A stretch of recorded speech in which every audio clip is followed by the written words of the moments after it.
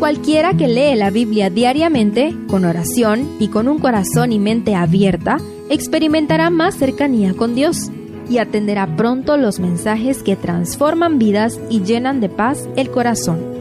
Únete en la lectura de la Biblia en Reavivados por su palabra.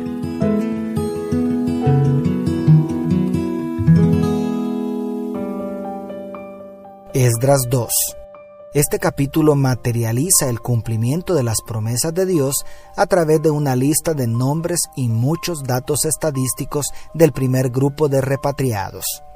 En medio de los datos encontramos detalles interesantes, por ejemplo, los nombres babilonios y persas entre los líderes.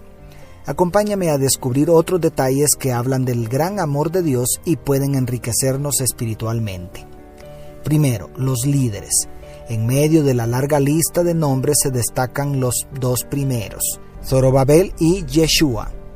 Ambos nombres son arameos, idioma oficial de Babilonia. Incluso Zorobabel incluye el nombre Babel, que se traduce Babilonia.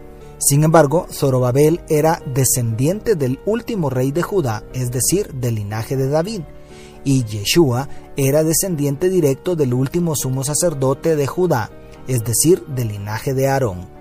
Esto es grandioso. En su misericordia Dios influyó en Ciro, quizá por el profeta Daniel, para que los líderes elegidos por Dios tomaran su posición como si el exilio hubiese sido una pequeña pausa en el tiempo. La gracia de Dios es incomparable.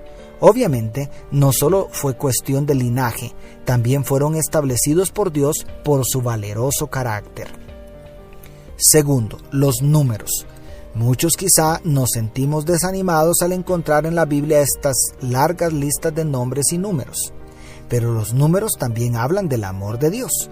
Aunque evidentemente el primer grupo de repatriados eran principalmente familias del linaje sacerdotal y de la nobleza de Judá, y no volvió la mayoría, es asombrosa la cantidad de gente. El verso 64 dice: toda la congregación unida como un solo hombre era de 42,360. El versículo no enfatiza la cantidad, sino la unidad del pueblo, pero eran bastantes. Además, el siguiente versículo añade 7,337 siervos y siervas. Como dice el verso 65, ¿cómo es posible que los prisioneros de guerra llegaran a prosperar tanto que tenían esclavos? Prácticamente por cada 6 judíos había un siervo, una evidencia impresionante del cuidado que Dios tuvo con su pueblo durante aquellos 50 años. ¿Y pensar que también cuida así de nosotros? Tercero, el linaje y la inclusión. Otro detalle que llama la atención es la manera tan cuidadosa en que los israelitas preservaron su identidad y los registros de su linaje y genealogía. Las familias se ordenan por clanes y tribus como si el cautiverio hubiera sido una pequeña pausa. Los versos 59 al 63 hablan de 3 familias que fueron excluidas del sacerdocio porque no pudieron demostrar su genealogía. Pero, por otro lado, todo el texto nos habla de miles y miles de extranjeros que se unieron a los repatriados y fueron aceptados como parte del pueblo de Dios. ¿Cómo es posible?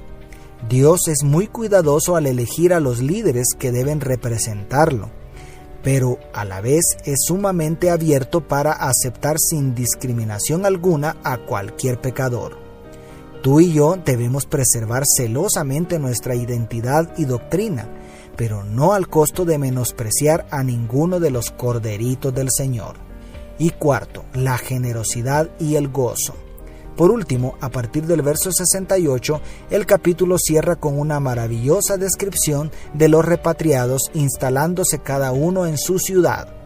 Pero antes de ir a construir casas y sembrar las tierras, los jefes de familia se reunieron sobre los escombros del santuario en Jerusalén para adorar y ofrecer generosas ofrendas para la restauración de la casa de Dios. ¿Puedes imaginar las lágrimas de gozo de quienes volvían a casa? Antes de entrar por las puertas de la Nueva Jerusalén, somos llamados a ser generosos con su reino en esta tierra. ¿Cuánto estamos dispuestos a dar?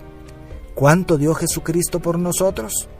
Ahora es el tiempo de dar generosamente. Quizá más adelante será imposible y en la tierra nueva será innecesario. Dios te bendiga. Tu pastor y amigo, Selvin Sosa.